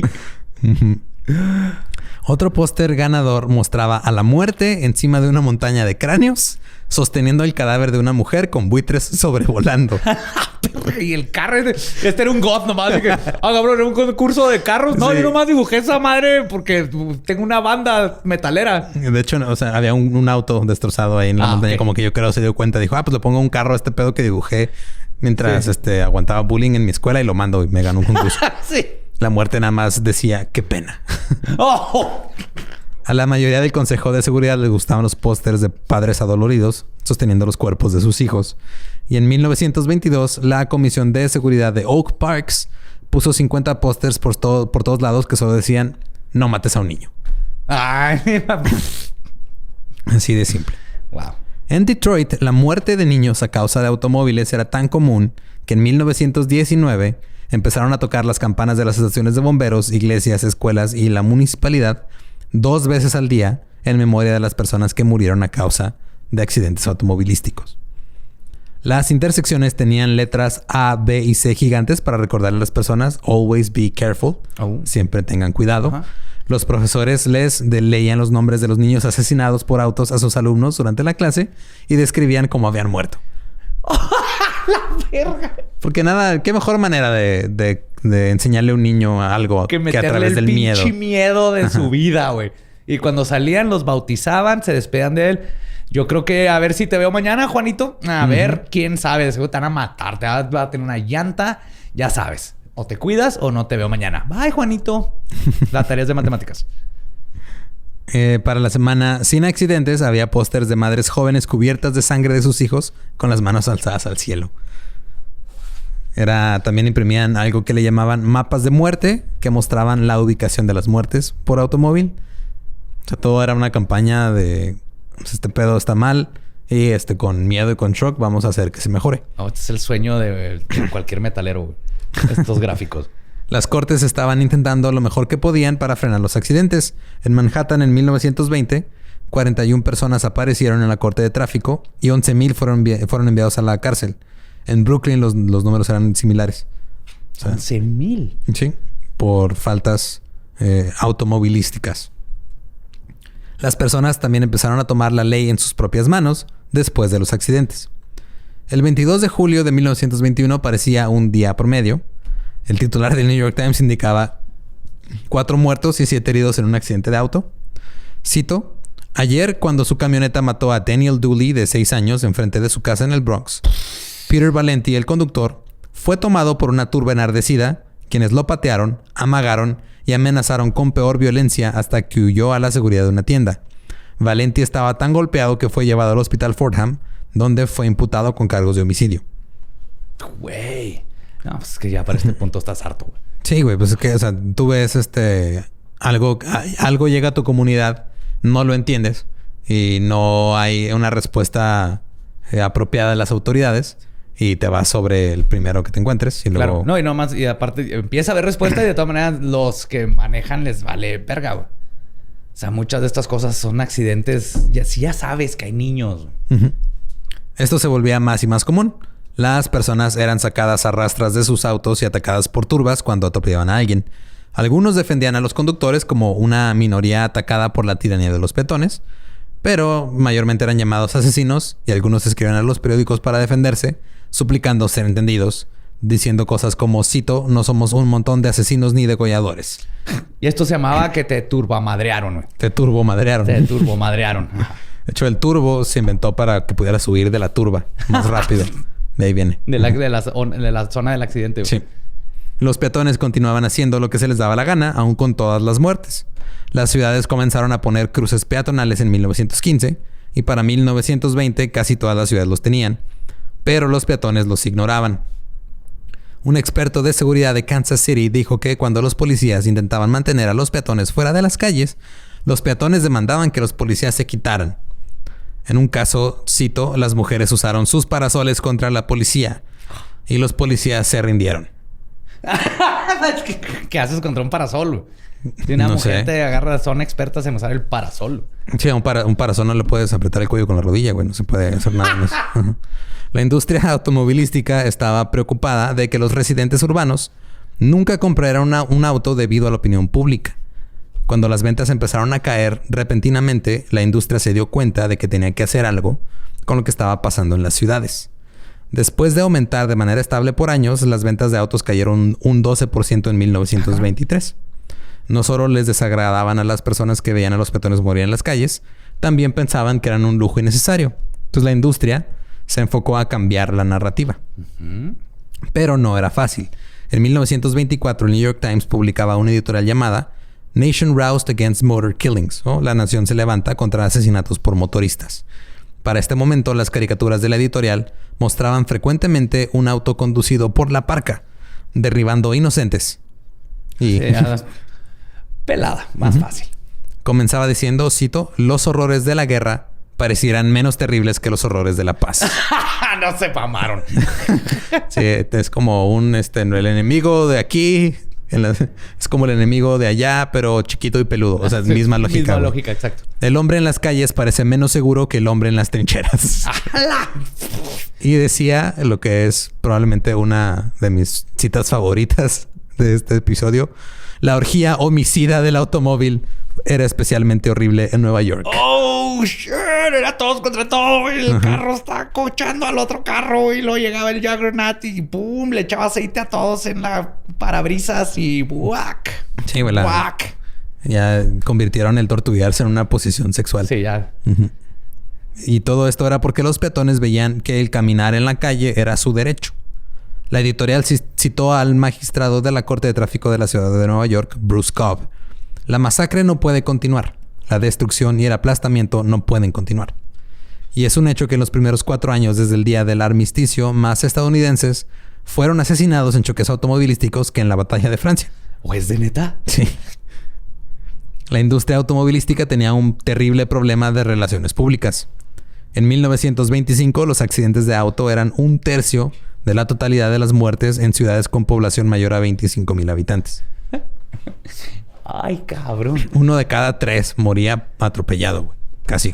Es que no seas mamón, si es un chingo. Sí, es un chingo. La legislación antiauto estaba siendo introducida en todo el país con castigos que incluían cárcel, perder la licencia permanentemente o multas muy altas. Había un movimiento para que los fabricantes de autos no los hicieran más rápidos que 25 millas por hora. Lo cual a los fabricantes obviamente no les gustaba. Pues claro. El encanto de los autos era su velocidad. Un hombre escribió una carta al St. Louis Star sugiriendo: equipen a los autos con un tipo de gobernador que los limite a 15 millas por hora. 45,000 personas en Cincinnati firmaron una petición para que los motores se apagaran al llegar a los 25 millas por hora. Estamos hablando de 42,000 personas firmaron algo. Sí, están estados. Y sin change.org, güey. Así, o sea, con papel. Así de cabrón estaba el pedo. Yo tengo la solución perfecta. Están bien idiotas. No los culpo porque no tienen la tecnología que tenemos nosotros. Todos los carros les pones unos imanes enfrente en positivo y toda la gente trae chalecos de imanes en negativo, güey. No, en positivo también. Ajá. Y cuando llega un carro, pues no te puede atropellar. Nomás sales volando. Te ahuyenta y listo, sigues caminando. Ahí está. Ya no sirve de nada, ¿verdad? O sea, está fácil juzgar el pasado. Estuvieras vivo hace 100 años. Pero lo podríamos hacer ahorita. Todos los carros con imanes positivo. Elon Musk está escuchando este podcast. Está aprendiendo español escuchando este podcast de Elon Musk. Entonces él pronto le agregará un imán gigante a su Cybertruck. La industria automovilística organizó una campaña masiva para detener la posible ley. Tenían bastante apoyo monetario y el día de la elección lograron tumbar esa ley. Ahí fue cuando nació la bestia de la industria automovilística en el lobbying. Oh. Que para los que no conocen, el lobbying es lo que hacen las empresas, que es hacer donaciones estratégicas a ciertos miembros del gabinete gubernamental. Es corrupción legal. Es corrupción legal. Es mira. En México pasa, pero no es legal. Nomás lo hacen por abajo del agua. Allá... Sí, en Estados Unidos lo que hacen es de que como las campañas son financiadas por donadores, entonces resulta que tu donador es un organismo no gubernamental, pero el dinero en realidad viene de un güey de la industria automovilística. Entonces alineas tus ideales a el dinero. Claro. O sea, yo soy un carro que funciona con 2 llantas y explota el 60% de las veces, pero te di $20 millones, ganaste. A la hora de que van a pasar una ley en contra de los autos que explotan constantemente, yo te voy a decir, güey, te acuerdas que te di 20 millones. Exacto. Todo eso sigue... ahorita ese pedo es el que mueve las leyes en realidad. Sí, todo lo que es Spoiler, el gobierno no trabaja para el pueblo. No, en ningún lado, prácticamente. En la industria que quería cambiar la narrativa, tenían que cambiar las ciudades de un lugar seguro para peatones a lugares en los que las personas entendieran que la calle era para los autos. La coalición del automóvil, que se llamaba a sí mismo Motordom, se reunió y realizó una campaña. Motordom estaba compuesta por fabricantes de autos, compañías de hule y caucho, la industria de la gasolina, vendedores de autos y clubes de autos. Y el güey que inventó los pinitos esos para que oliera rico el carro, güey.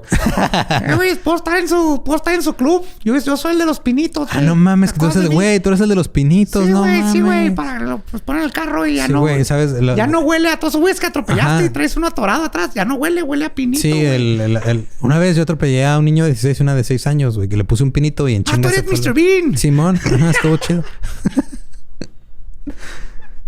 El objetivo de la coalición automotriz de Motordom era detener cualquier restricción que se aplicara a los automóviles, incluidas las señales de tránsito y la restricción de estacionamiento. Cualquier restricción era una violación a lo que ellos veían como su derecho a la carretera. El objetivo sería convencer a todo mundo que las calles estaban hechas para los autos, no para las personas. Y que si te atropellaron es tu culpa. A la madre. O sea, eran dos extremos. Sí, es lo que decía, es que se van al extremo completamente. Su primera arma era el ex ejecutivo de Ford Motor Company, James Couzens, un canadiense bajito que fumaba como chimenea y fue uno de los ejecutivos más hostiles de la industria automotriz. Había trabajado para Ford durante años, pero renunció después de un pleito a gritos. luchaba contra los sindicatos y ahora se enfocaba contra los peatones. Claro. Cousins se convirtió en el comisionado de ferrocarriles callejeros de Detroit y más tarde en su alcalde. En sus puestos de poder, insistió en que los peatones adultos eran tan culpables como los conductores que causaban accidentes. O sea, tenía la misma culpa el que manejaba que el que caminaba. Porque estaban cruzando la calle descuidadamente donde quisieran y estaban haciendo algo que él acuñó el término del jaywalking. Oh, jaywalking, ajá. Que de hecho se escucha inocente, pero no es tan inocente. Es medio racista, ¿no? Algo así. Más o menos. Es como clasista el pedo. Uno de los objetivos de Motordom era popularizar el término como una asociación negativa con los peatones. Oh, okay. Proviene del término jay, que significaba palurdo, que es una persona ignorante del campo. Ok. Entonces, jaywalking es estás caminando como un pendejo campesino. Ya. Que los que no saben, jaywalking es no cruzarte por la esquina. Por la esquina. Por las esquinas por donde está marcado que debes. Sí, que te pueden multar por hacer eso.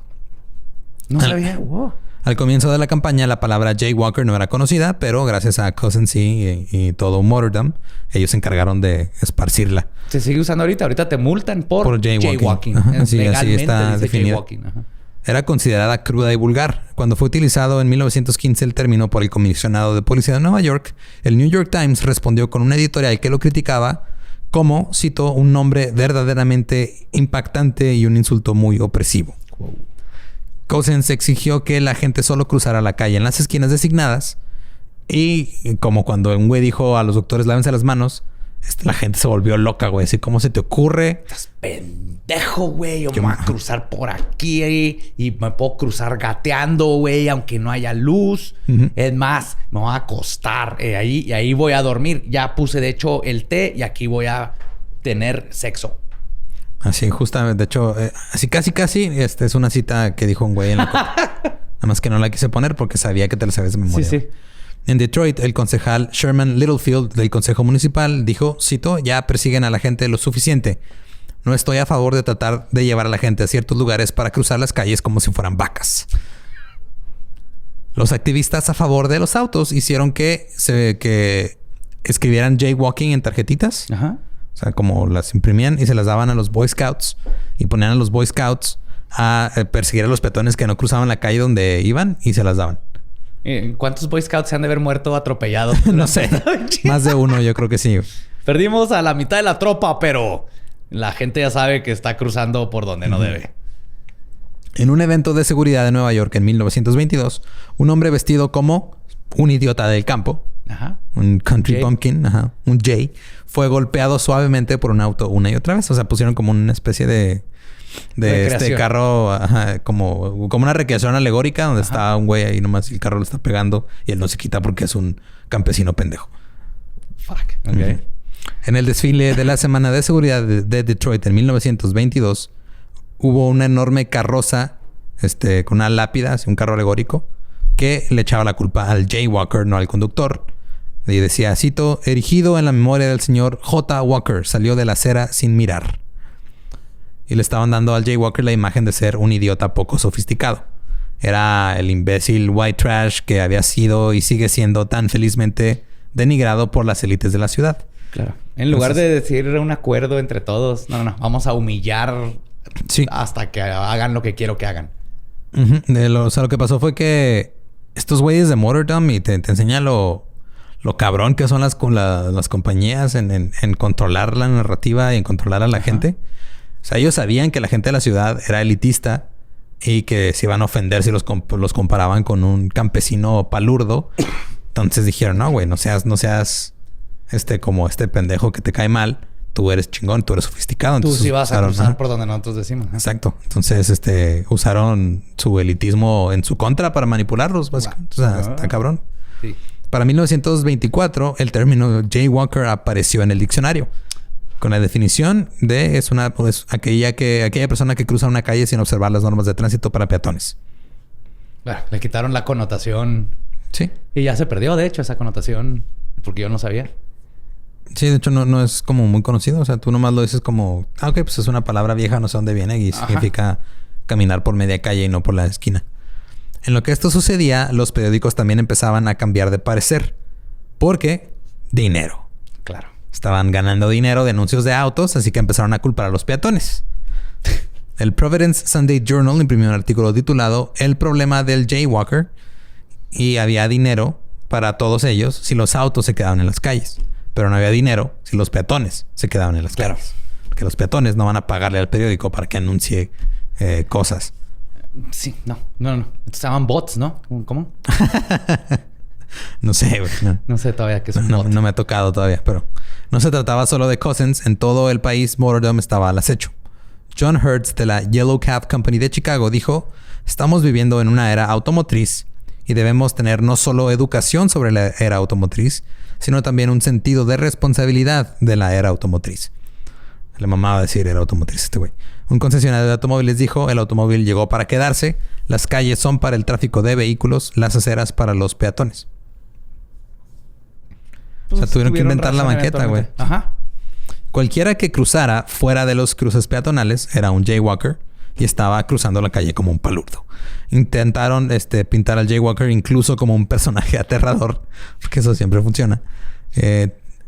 John Hertz de Yellow Cab también dijo: tememos al jaywalker peor que al anarquista. ¡Hala! Y Chicago es su hogar natal. ¡Wow!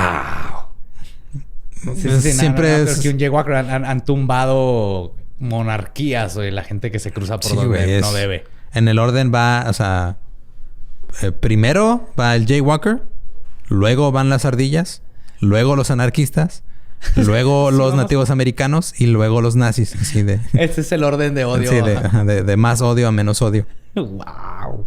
O de más amenaza a menos amenaza. No sé, por ahí va. En Chicago se hizo una acalorada batalla entre el juez de la primera instancia y Motordom. El juez se llamaba Oscar Wolf. Él respondía que los accidentes se debían a la velocidad de los automóviles y el alcalde le decía que no, güey, era pedo de los peatones. No, perdón. El alcalde y Oscar Wolf juntos contra Motordom. El alcalde también decía que era pedo del automóvil. Sí. En los periódicos, ambas partes se pelearon y Motordom declaró a Wolf en cumplimiento de su deber. O sea, que no estaba cumpliendo con su deber como juez por estar... a favor de... Sí, por estar a favor de los peatones. Este tipo de peleas mediáticas ilegales comenzaron a surgir en todo Estados Unidos. Se repartían folletos a peatones y en Syracuse se instaló un Santa Claus en Navidad con un megáfono que denunciaba a los peatones en la calle como jaywalkers. En vez de Feliz Navidad estaba gritando: ¡Oh, oh, oh! ¡Eres un palurdo! ¡Cruza por allá! Estás haciendo, culero. No te voy a llevar tus regalos. Si te cruzaste, no te voy a dar regalos, pendejo. En San Francisco se creó una sala de juzgado de simulacro, así en el aire libre, y la gente pasaba y veía a los jaywalkers ser aleccionados sobre la estupidez de cruzar la calle por otro lado que no fueran los cruces. Y millones de personas en todas partes aprendieron el significado de la palabra. O sea, estos güeyes aplicaron lo mismo que hacía Hoover con los 4-Minute Men, con lo de las ardillas, de que iban y hacían sus como discursos y todo eso. Ajá. Aplicó lo mismo, pero con... Para jaywalking. Ajá. Muchos peatones no estaban interesados en estas nuevas medidas anti-jaywalking. Un editor de Chicago escribió que llamar a alguien jaywalker estaba mal. Cito: probablemente sea un hombre de la frontera bastante alerta, confiado en sus instintos. O sea, dijo, tal vez el güey está cruzando por donde quiere porque es un chingón y nunca lo van a atropellar. Sí, tiene sentido común. Es que sí hay una... Entiendo, pero pasa aquí cuando vas al Paso en Estados Unidos, que estás en el centro y no hay carros casi. Y no pasa nada si con sentido común te cruzas de una banqueta a otra, ¿no? Pero se convirtió en unos extremos ahí horribles donde... Sí, hay gente que sabe cruzar la calle. ¿Estás diciendo que no pasa nada si no cruzas por la esquina? Soy un jaywalker. Soy peor que un anarquista, cabrón. Eres peor que un anarquista. Peor. En St. Louis, un hombre escribió al periódico, cito: escuchamos la vergonzosa queja de los jaywalkers para consolar a los jaydrivers. El engreído individuo que piensa que la gente es ganado y corre sobre ellos solamente tocando un claxon. La calle pertenece a la gente y no a ninguna clase y tenemos el mismo derecho. De hecho, tenemos más derecho que el automóvil.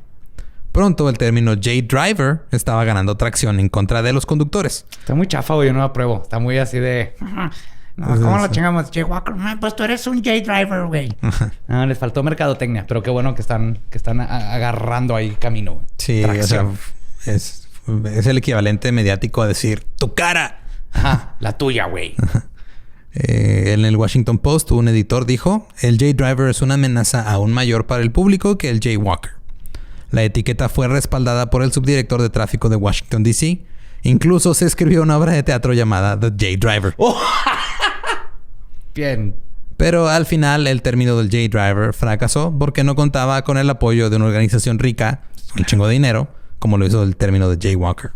Y no encajaba tampoco porque la gran mayoría de los conductores, la neta, Exacto. nomás era gente regular. No, tienes que pensar bien. Sí, igual podrías decir que eran tal vez un poco culeros. Pero sí, no... los mataniños o ponles algo acá. Sí, o sea, mataniños hubiera sido un mejor nombre, güey. Ajá. Los Ángeles fue la ciudad que lideró el camino del control de peatones. Ahí la policía había intentado poner reglas que impedían a los peatones caminar en la calle, no cruzar en diagonal, pero no fueron efectivas. La ciudad pintó cruces y colocó señalamientos que advertían que se prohibía el jaywalking. Las señales y los cruces fueron ignorados. En 1922, el Motordom se unió para formar una comisión llamada la Comisión de Tráfico de Los Ángeles y contrataron a Miller McClintock para resolver el problema del jaywalking. McClintock creó una ordenanza de tránsito que se esperaba sirviera como un modelo para todas las ciudades del país y entró en vigor en enero de 1925. Entonces, aquí el problema y que sigue pasando hasta ahorita es las compañías son las que se meten al proceso legislativo y ellos ponen sus reglas. Y ponen sus reglas y luego los demás se tienen que adaptar a ellas cuando de hecho hay más peatones. Había reglas estrictas que fueron implementadas con multas. Tenían que permanecer en cruces peatonales y seguir las señales. Si no había señales o cruces peatonales, tenían que levantar la mano para detener los autos. Pero sabía que estas reglas no serían suficientes ya que habían sido ignoradas en todas partes. Entonces, se les ocurrió un periodo de educación, donde los angelinos recibirían información sobre los cambios que se avecinaban. Comenzó una campaña de ventas bien pensada, dirigida por el Club de Automóvil del Sur de California.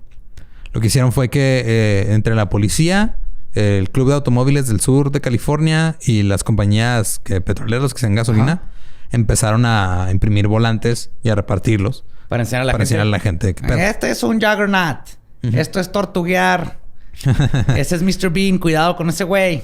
Más si tienes hijos jóvenes. De hecho, algo también que mencionaban era que cuando empezaban a conducir y todo, no... La vuelta a la izquierda no la hacían así como se debe hacer. O sea, es que cruzas hasta el otro carril. O sea, cruzaban al mismo... Si luego en chinga al o sea, primer carril, al carril en sentido contrario. Y luego daban la vuelta a la izquierda. Sí, era un desmadre. La semana antes de que comenzara todo este pedo, cubrieron la radio con puros anuncios que tenían que ver con... Así va a estar el pedo ahora. Simón. Construyeron túneles peatonales debajo de algunas calles para que los niños pudieran caminar a casa desde la escuela. Y esto ayudó a promover la idea de que los peatones no pertenecían a las calles. Cuando llegó el momento de hacer cumplir la ley, al principio la policía hizo lo que habían hecho con el conductor, ese güey que le llevaron al desfile. Ajá. Que era nada más humillar a las personas. Como exponerlas. No, sí. No los arrestaban. Exponiendo jaywalkers. Sí. Exponiendo palurdos. Esa palabra está bien rara, pero... Me encanta palurdo. En lugar de escribir una multa en silencio, sonaban el silbato y le gritaban a los jaywalkers para que se subieran a la acera otra vez. Y hubo al menos reportes de 2 hombres que se molestaron tanto porque les silbó el policía, que se agarraron a chingazos con él y tuvieron que ser arrestados. Eso de seguro fue en Nueva York, ¿no? Ese pedo. No fue en California todavía. En California, sí, man.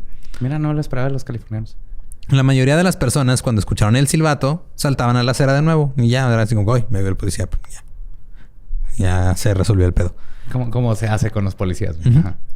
Y esto tuvo el efecto de educar también a las personas que veían a los otros ser amonestados, ¿no? Uh-huh. Al no arrestar a las personas, evitaban hacerlas enojar. Porque se enojaban. ¿Por qué me arrestas si yo puedo caminar por donde quiera? También evitaron los tribunales. Porque si no arrestas a la gente, no tiene que ir a corte. Porque en las cortes casi siempre le daban la razón a los peatones. Sí, pues es que eres libre de caminar por donde quieras, a final de cuentas. Y después de algunos meses ya empezaron a arrestar a los jaywalkers. Pero este periodo de educación sí hizo que cambiaran las cosas. A partir de ahora, a medida de que se extendiera por todo el país, tendrían en cuenta la psicología de las personas. Al dar a los peatones el derecho de ellos hacerle la señal auto para que se tuviera, les creó la ilusión de darles poder sobre el automóvil. Eso es muy mala idea, güey. Es muy mala idea creer que puedes detener un automóvil. Nomás era así, tira paro, párate. Y ya con eso decían, mira, o sea, yo estoy mandando al automóvil. Sí, claro. O sea, esto, yo sé que esa gente está cruzando con la mano pensando, ya levanté la mano, ese güey se va a parar. Ajá. Y el otro güey viene cambiándole al radio. No sé si había radios en los 20 en los autos. Es probable. Sí, es probable que sí. El Código de Tráfico de Los Ángeles de 1925 se convirtió en el modelo para los Estados Unidos y la humillación pública funcionó. Pero había gente que seguía haciendo lo que quería, ley o no ley. Motordom continuó su reeducación a través de los medios. Dijeron que los peatones deben ser educados para saber que los automóviles tienen el derecho de paso. Se presionó a los medios para que escribieran sobre cómo el conductor en un accidente también debe ser visto como una víctima. Güey, yo iba manejando madre, ¿verdad? Ajá. Ok, oficial, yo iba manejando madre. Le venía cambiando al radio, ¿sí? Y entonces... Y venía escribiendo una carta porque todavía no inventan el texting. Sí, se me cayó mi lonche porque estaba haciendo un lonche. Uh-huh. Y en eso se me atraviesa un mocoso de 13 años ¿sí? Que estaba en la banqueta. Pero mi carro iba en la banqueta. Y pues lo atropellé y me asustó y se me cayó el té. Y ya mi radio no prende. Soy una víctima oficial. Güey, igualito. O sea, te digo, no quise citar ese... ese caso del tribunal porque ya sabía que te lo ibas a saber perfecto, güey. Los artículos de la AAA fueron reimpresos en periódicos con nombres de reporteros. Porque lo que hacían, que lo siguen haciendo, güey, las corporaciones es... Ellos escriben la editorial y luego se la mandan y ya nada más la publican. Y lo que hacían... Todavía lo hacen. Ya no... O sea, no sé si igual que antes, pero nada más le ponían el nombre de un reportero, a veces falso, para que pareciera que era una pieza, una persona, no una corporación. El Chicago Tribune empezó a vender espacio para cotizar, cito, conversaciones de tráfico. Suena un nuevo podcast. Bienvenidos a cotización, ¿no? ¿Cómo? Conversaciones de tráfico. Bienvenidos a Conversaciones de Tráfico, donde conversamos quién tuvo la culpa. Zafarina, de 12 años, que estaba sentada en el parque. O Slobodsky, que le iban haciendo un blowjob mientras manejaba y que se atropelló un ciclista. Saludos a Slobo. Qué bueno que su carro fue más inteligente que él. Se lo contó, güey. O sea, el güey iba... o sea, iba manejando. No iba recibiendo un blowjob. Eso es mamada. Pero... el güey no vio bien en la carretera. Se atravesó un ciclista. Y su carro es más inteligente que él y frenó solo. Y súper... Yo una vez me pasó con un ciclista. Uh-huh. Casi le pegó, pero porque no traía reflectores. A mí una vez no lo vi hasta que oí como un... Se subieron los audífonos a madre. Discúlpame. Creo que fue mi rodilla en esa... Sí. Ahí está. Ya, sí. Es que abajo de donde estamos grabando está un controlador de los audífonos. Y de alguna forma... No, sutilmente con la rodilla lo moví. Así como acariciando un clítoris auditivo. Ajá. Y de repente se escuchó. Cómo. Digo, ustedes no escucharon diferencia, pero aquí se escuchó a madre. Entonces... a mí me pasó una vez un güey... No me atropelló, tal cual. Pero se pasó un alto. Y le pegó en la parte de atrás, en la llanta de atrás en mi bici. Y nomás me derrapé y me caí, pero no fue grave. Pero el güey sí estaba bien asustado. Porque él mismo se dio cuenta que había sido su culpa. Que se pasó el alto. Uh-huh. Y sí se bajó. Dijo, güey, sorry, perdón. Venía distraído. Y lo hicieron marchar en la calle. Sí, lo hicieron marchar en la calle, encadenado. Y luego... Y tú atrás de él vestido de fantasmita, llorando. Enseñando tus muñones. Esos desfiles estaban chidos. Sí, eran buenos tiempos. Extraño el 2016. También indicaban que los peatones eran responsables del 90% de todos los accidentes. Siempre decían que la culpa era del jaywalker.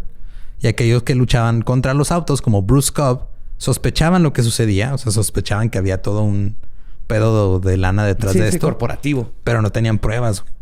Los jaywalkers lentamente se convirtió en un término aceptable para describir a los peatones que no siguen las reglas. Al patrocinar la educación sobre seguridad en las escuelas, Motordom se aseguró de que la próxima generación viera a los jaywalkers como los malos. Además, se utilizó la presión social para educar. En 1925, un niño de 12 años fue acusado de jaywalking. Sus compañeros de clase se reunieron para ver su juicio, organizado por otros estudiantes. Hicieron una mini corte. Fue declarado culpable por un jurado estudiantil y sentenciado a lavar los pizarrones de la escuela durante una semana. ¿Y se queda sin recreo? No, sin recreo. Sin recreo. Y ya no te vamos a dejar ir al baño entre clases. Pero solo caminé por la calle. Y vas a tener que hacer 15 páginas diciendo no vuelvo a caminar por la calle. Otros se vieron obligados a escribir ensayos sobre por qué Jaywalking estaba mal.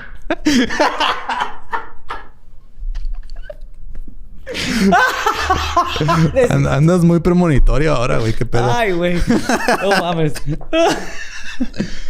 Ahora, sé que te estuviste preguntando hace rato.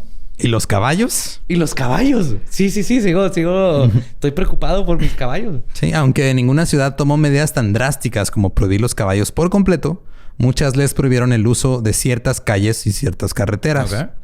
Pero a la larga, los oponentes del caballo triunfaron sin tener que recurrir a la legislación. El número de caballos en las ciudades se redujo drásticamente a medida que el automóvil y el camión ganaron popularidad. Aunque el número de caballos se mantuvo alto hasta 1920, había 20 millones de caballos en el censo de 1920. Fue el pico de población de caballos domesticados en Estados Unidos. O sea, era una Ciudad de México de caballos. Puros caballos. Wow. Mientras disminuía el uso de caballos, los beneficios prometidos por los entusiastas de los autos parecían volverse realidad.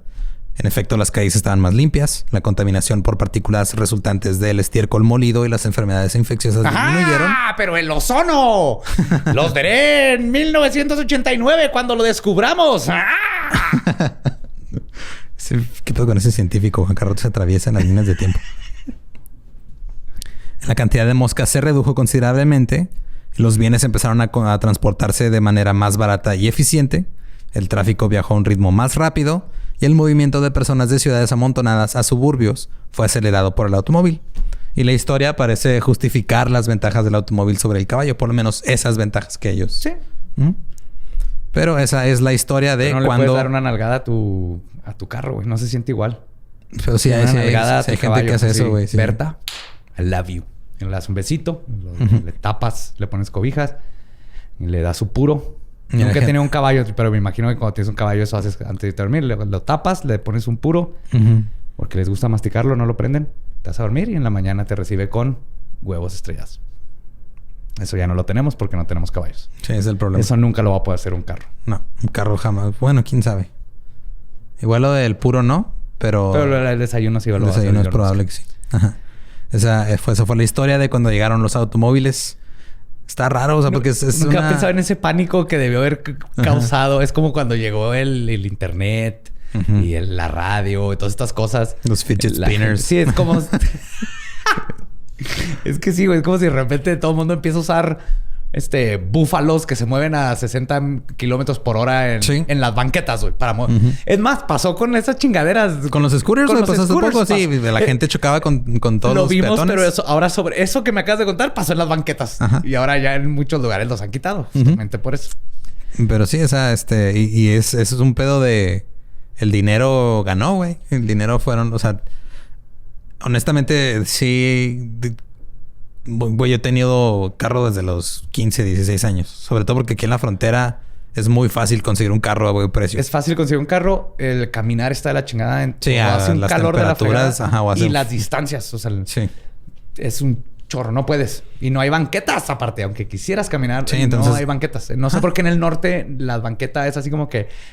no la necesitamos. No. Y si es si es un invento, es el invento que cambió la manera en la que se planea la vida. O sea, el automóvil ha sido de las cosas que más ha cambiado el mundo. Los suburbios se hicieron por el automóvil, el tamaño de las calles, todo es a favor de los automóviles. Pero sí, cuando empezaron a aparecer así de la nada, pues hizo un desmadre, güey. O sea, claro. y al final, sí siento que, o sea, como que no sé a quién irle. Una, porque los peatones fue de... Me vale verga, yo voy a seguir haciendo lo que yo quiera. Y si me muero es mi pedo. Y la otra es... No, güey. Yo voy a invertirle para que hagas lo que yo te diga, güey. O sea, ambos lados... Es que al final de cuentas... lo que siempre echa a perder la tecnología y todo eso... Es el ser humano. Sí. No podemos tener nada bonito, güey. O sea, nos dieron un carro y quisimos... Me vale verga y voy a atropellar a todo mundo. Y entonces los peatones son de... Me vale verga, atropéllame. A ver si puedes, culero. Y ahí está la guerra. Hasta que alguien tiene que poner... ley, que es lo que empezaron a hacer con semáforos y todo. Y eventualmente las compañías, cuando ven negocios, son las que terminan adueñándose de todo. Pero es porque nomás... Si hubiera habido un sentido común entre todos, así de... Sí, yo le voy a dar más espacio porque no quiero matar a un niño. Y el que... Pero ponernos de acuerdo entre todos siempre es difícil. Es un desmadre. Y pues esa es la historia de cómo llegaron los automóviles a Estados Unidos. Y luego años después también llegaron a México. También en México pasó algo muy parecido. Igual, nomás que le habían más burros. Sí. Y que eran más burros que caballos. Sí, manejando, me refiero. Todavía hay varios. Sí, un chingo. Ay, güey. Pero muchas gracias por escuchar. Recuerden que nos pueden seguir en todos lados como @eldoyop con doble L. A mí me encuentran como @ninguneduardo.